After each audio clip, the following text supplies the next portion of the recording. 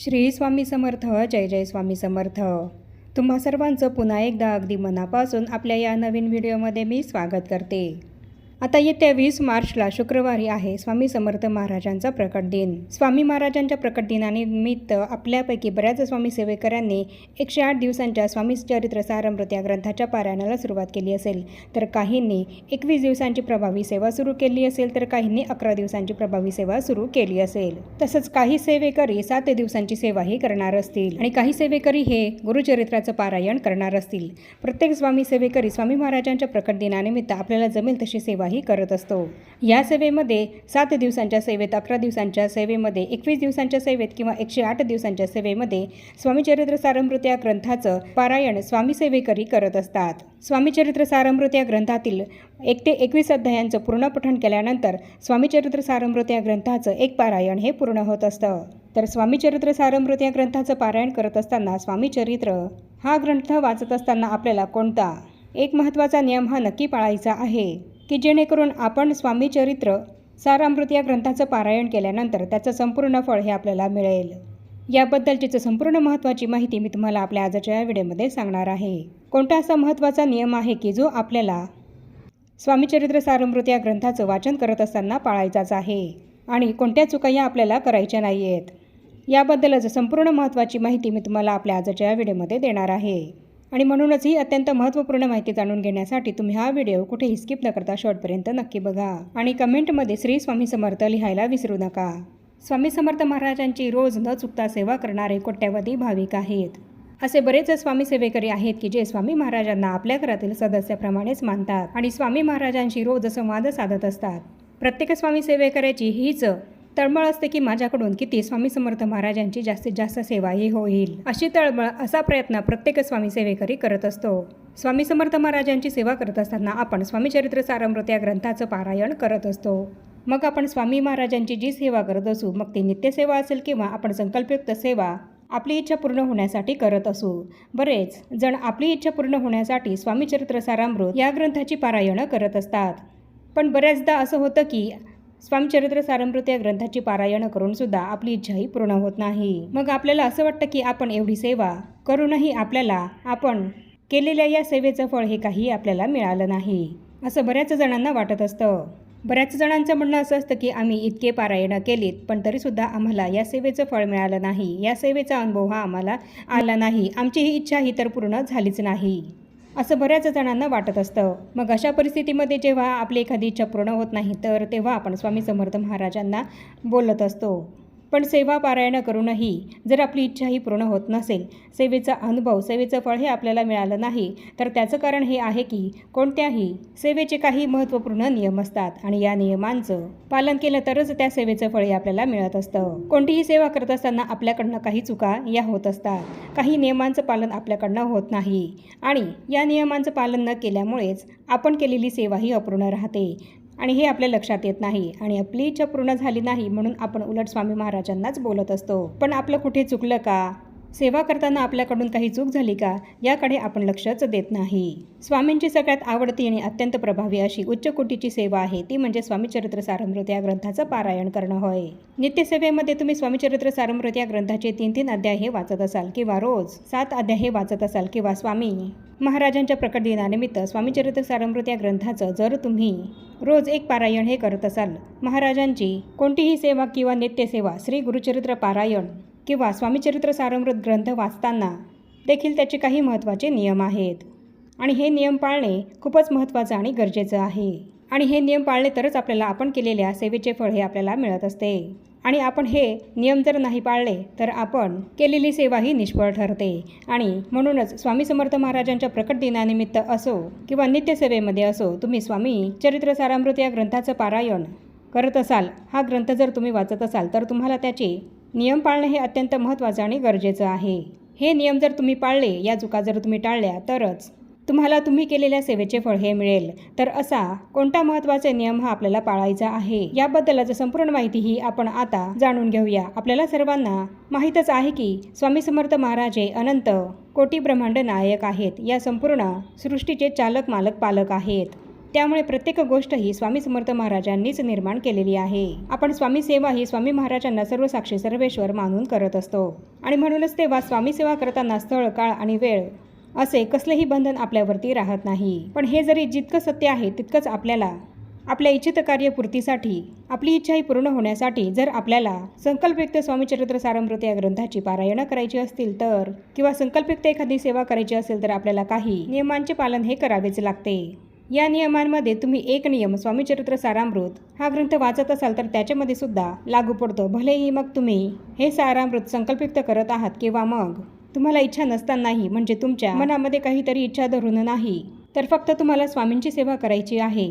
या कारणाने जर तुम्ही सेवा करायची म्हणून जरी स्वामीचरित्र सारामृत या ग्रंथाचं वाचन करत असाल तरी तुम्हाला हा नियम पाळायचाच आहे.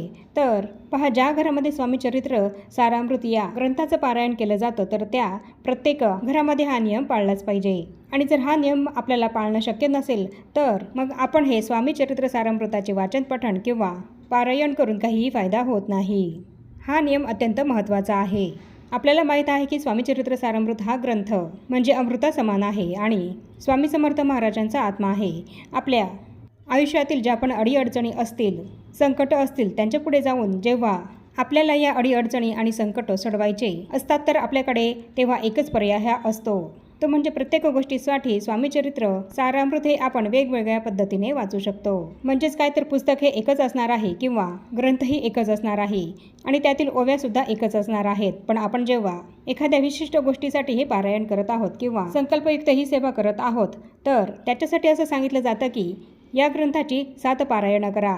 फलश्रुतीसाठी कशा पद्धतीने पारायणं करायची आहेत तर ते सुद्धा आज आपण आता बघणार आहोत. तर आपल्याला जर एखादा आजार असेल आणि तो आजार बरा व्हावा यासाठी जर आपल्याला पारायण करायची असतील तर आपण या ग्रंथाची 7 पारायणं केली तर त्याचा चांगलाच फायदा हा आपल्याला होत असतो. त्याचप्रमाणे आपल्या मुलांना अभ्यासामध्ये यश मिळावं किंवा एखाद्या परीक्षेमध्ये त्यांना घवघवीत यश मिळावं यासाठी सुद्धा 7 पारायणं ही संकल्पयुक्त या ग्रंथाची करावीत. जर आपण 7 पारायणं केली तर त्याचा खूपच चांगला रिझल्ट हा आपल्याला मिळत असतो. आता हे पारायण विद्यार्थ्यांनी करायचं की आईवडिलांनी करायचं, तर हे पारायण कोणीही आईवडिलांनी किंवा विद्यार्थ्यांनीही केलं तरीही चालतं. म्हणजे या ग्रंथाचं पारायण विद्यार्थीसुद्धा करू शकतात.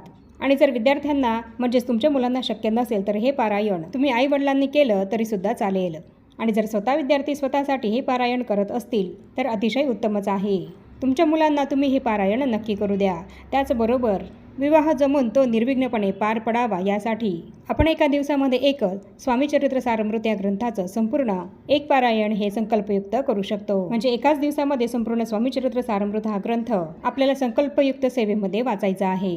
त्यानंतर नोकरी मिळवण्यासाठी किंवा व्यवसायामध्ये यश मिळवण्यासाठी सुद्धा आपण श्री स्वामीचरित्र सारामृत या ग्रंथाचं पारायण केलं तर त्याचा आपल्याला खूपच चांगला फायदा हा होतो. आणि त्याचप्रमाणे आपल्या स्थावर मालमत्तेची अडकलेली कामे जर पूर्ण करायची असतील तरीसुद्धा आपण 7 पारायणं या ग्रंथाची करायची असतात.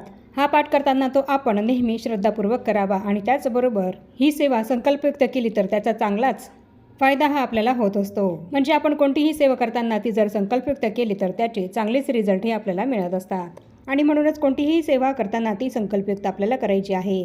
आता तुम्ही स्वामीचरित्र सारामृताचे रोज 3-3 अध्याय हे पठण करत असाल, म्हणजे तुम्ही नित्यसेवा करत असाल किंवा मग स्वामी महाराजांच्या प्रकट दिनानिमित्त तुम्हाला स्वामीचरित्र सारामृत या ग्रंथाचं एक पारायण हे एका दिवसाला करणं शक्य नसेल, मग तुम्ही रोज 3-3 अध्याय या ग्रंथाचे पठण करत असाल. याप्रमाणे 3-3 अध्याय जर तुम्ही पठण केले तर याप्रमाणे 7 दिवसांमध्ये तुमचं एक पारायण हे पूर्ण होतं. या ग्रंथामध्ये एकूण 1 ते 21 अध्याय हे दिलेले आहे. त्याचप्रमाणे जर तुम्ही क्रमशः रोज 7 अध्याय वाचले तर 3 दिवसांमध्ये तुमचं एक पारायण हे या ग्रंथाचं पूर्ण होतं. त्याचप्रमाणे जर ही सेवा संकल्पयुक्त करत असाल तर जसं मी तुम्हाला व्हिडिओमध्ये आधी सांगितलं की तुम्हाला 7 पारायणं ही करायची असतील तर मग तुम्ही म्हणजेच समजा अगदी आता उद्यापासून रविवारपासून तुम्ही स्वामीचरित्र सारामृत या ग्रंथाच्या पारायणाला सुरुवात केली तर पुढच्या रविवारपर्यंत 7 दिवसांच्या कालावधीमध्ये तुमचे 7 पारायणं हे पूर्ण होतील. मग यासाठी तुम्हाला या ग्रंथामध्ये दिलेले 1 ते 21 अध्याय हे एकाच बैठकीमध्ये पठण करायचे असतात. पण त्यासाठी तुम्हाला या सेवेला सुरुवात करण्याआधी या सेवेचा संकल्प हा करायचा आहे. संकल्प हा तुमच्या इच्छापूर्तीसाठी किंवा तुम्ही स्वामींसाठी ही सेवा करत असाल तरी देखील तुम्ही या सेवेचा संकल्प हा नक्की करा. आपण केलेल्या या संकल्पामुळे आपण त्या सेवेशी बांधले जातो आणि स्वामी समर्थ महाराज आपल्याकडून ती सेवा निर्विघ्नपणे पूर्ण करून घेतातच. तर आता ज्या दिवशी तुम्ही या ग्रंथाचं पारायण करणार असाल तर त्या दिवशी तुम्हाला फक्त नुसतंच या ग्रंथाचं पारायण करून चालणार नाही, तर तुम्हाला 11 माळी किंवा 1 माळी तरी श्री स्वामी समर्थ या षडाक्षरी मंत्राचा जप हा करायचाच आहे. आणि त्याचबरोबर तुम्हाला 11 वेळा किंवा 1 वेळा तरी तारक मंत्राचं पठण हे अवश्य करायचं आहे. आणि जर तुम्ही नित्यसेवा करत असाल, नित्यसेवेमध्ये देखील तुम्ही 11 माळी स्वामी समर्थ महाराजांच्या श्री स्वामी समर्थ या मंत्राचा जप करू शकतात. आणि जर 11 माळी करणं शक्य नसेल तर तुम्ही 1 माळ ही अवश्य करा. रोज 1 माळ जप करणं तरी तुम्हाला आवश्यक आहे. आणि त्याचप्रमाणे तारक मंत्राचं सुद्धा तुम्हाला 1 वेळा पठण हे अवश्य करायचं आहे. तर एवढी सेवा तुम्हाला करायची आहे. तुम्ही कोणतीही सेवा करत असाल, संपूर्ण पारायण करत असाल किंवा नित्यसेवा करत असाल, तरी देखील तुम्हाला या सेवेसाठी एक महत्त्वाचा नियम हा पाळायचाच आहे. तरच तुम्ही केलेल्या या सेवेचे फळ हे तुम्हाला मिळेल.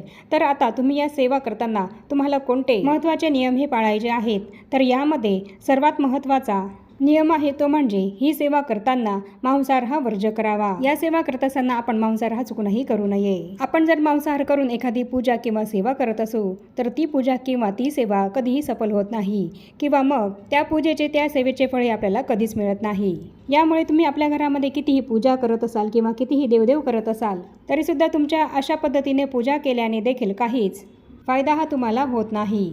पण जर अशावेळी तुमच्या घरामध्ये एखादी महिला ही नित्यसेवेमध्ये हे पारायण करते किंवा नित्यसेवा करते किंवा रोज ती 3-3 अध्याय हे वाचत आहे, तर मग अशा वेळी घरातील बाकीचे लोक हे मांसाहार करू शकतात का?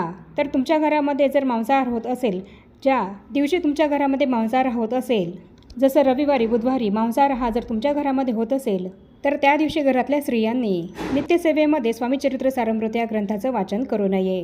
कारण रोजच त्या गोष्टी घडतात. या गोष्टी घडत असताना स्वामीचरित्र सारामृत कसं वाचायचं असा प्रश्न तुम्हाला पडत असेल तर मग तुम्ही एक दिवस स्वामीचरित्र सारामृताचे वाचन नाही केलं तरी सुद्धा चालेल. आपल्याला प्रत्येकाला इच्छा असते की आपले कष्ट दुःख दूर व्हावेत किंवा काहीतरी स्वामींची सेवाही आपल्याकडनं व्हावी. यासाठी तुम्ही स्वामीचरित्र सारामृताचे क्रमशः 3-3 अध्याय हे रोज पठण करू शकतात. पण ज्या दिवशी तुमच्या घरामध्ये मांसाहार होत असेल तर त्या दिवशी तुम्ही स्वामीचरित्र सारामृत हा ग्रंथ चुकूनही वाचू नका.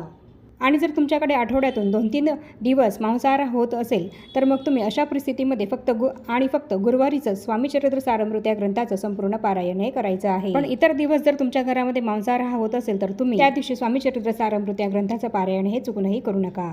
एकीकडे तुम्ही सकाळी स्वामीचरित्र सारामृत या ग्रंथाचं पारायण केलं आणि संध्याकाळी मांसाहार केला तर हे सुद्धा चुकीचं आहे. पण जर तुमच्या घरातले लोक ऐकत नसतील आणि तुमच्या घरात संध्याकाळी मांसाहार होत असेल आणि अशा वेळेस तुम्ही सकाळी स्वामीचरित्र सारामृत या ग्रंथाचं पारायण हे केलेलं असेल तर तुम्ही काय करायचं आहे? अशा परिस्थितीमध्ये तुम्ही तुमच्या देवघराकडे संध्याकाळी चुकूनही फिरायचं नाहीये आणि स्वामीचरित्र सारामृत या ग्रंथाला सुद्धा तुम्ही चुकूनही हात लावायचा नाहीये. मग जरी तुम्ही सेवा करत आहात आणि सेवा करत असताना तुम्ही मांसाहार हा सेवा करणारी व्यक्ती करत नाहीये, पण घरातील इतर व्यक्तींना ती व्यक्ती बनवून देत आहे. सेवा करणारी महिला जर घरातील इतर व्यक्तींना संध्याकाळी मांसाहार हा बनवून देत असेल तर त्या महिलेने या ग्रंथाला चुकूनही हात हा लावायचा नाहीये संध्याकाळी. मग जरी सेवा करणाऱ्या महिलेने मांसाहार हा संध्याकाळी केलेला नसेल तरीसुद्धा, कारण जरी तुम्ही मांसाहार करत नसाल पण तरी तुम्ही त्यांना शिजवून तो मांसाहार करून खाऊ घालत आहात, त्यामुळे तुम्हाला हा नियम पाळायचा आहे. कारण स्वामीचरित्र सारामृत हा ग्रंथ इतका पवित्र ग्रंथ आहे की या ग्रंथामध्ये खूप सारी पवित्र ऊर्जा असते. आणि त्याचप्रमाणे स्वामीचरित्र सारामृताचे एक पारायण करत असताना यातील तुम्ही 1 ते 21 अध्यायांचं एकाच बैठकीमध्ये पठण हे करायचं आहे.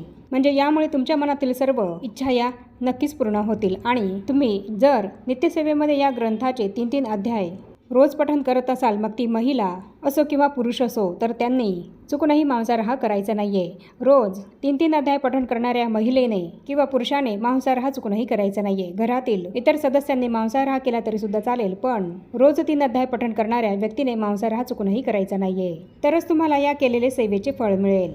आणि त्याचप्रमाणे ही सेवा करत असताना आपल्याला दुपारी 12 ते 12:30ची ही जी वेळ आहे, तर ती वेळ सोडून तुम्ही इतर वेळेस केव्हाही या ग्रंथाचं वाचन हे करू शकतात. तर या सांगितलेल्या पद्धतीने तुम्ही जर स्वामीचरित्र सारामृत या ग्रंथाचं पारायण कराल, हे महत्त्वाचे 2 नियम पाळून जर तुम्ही हे पारायण कराल तर तुम्हाला या पारायणाचं संपूर्ण फळ हे नक्की मिळेल.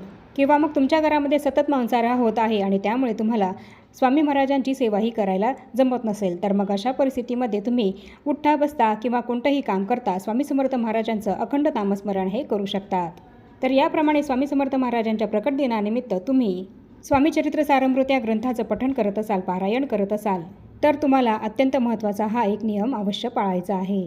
हा नियम पाळूनच तुम्हाला हे पारायण करायचं आहे. आणि आता या छोट्याशा माहितीसह आपण आपला आजचा हा व्हिडिओ इथेच थांबवूया. चॅनलवर जर तुम्ही पहिल्यांदाच आला असाल तर चॅनलला जरूर सबस्क्राईब करा आणि या व्हिडिओला जास्तीत जास्त लाईक आणि शेअरसुद्धा नक्की करा. आणि भेटूया पुन्हा अशाच नवीन एका माहितीपूर्ण आणि महत्त्वपूर्ण व्हिडिओसोबत. तोपर्यंत सर्वांना श्री स्वामी समर्थ.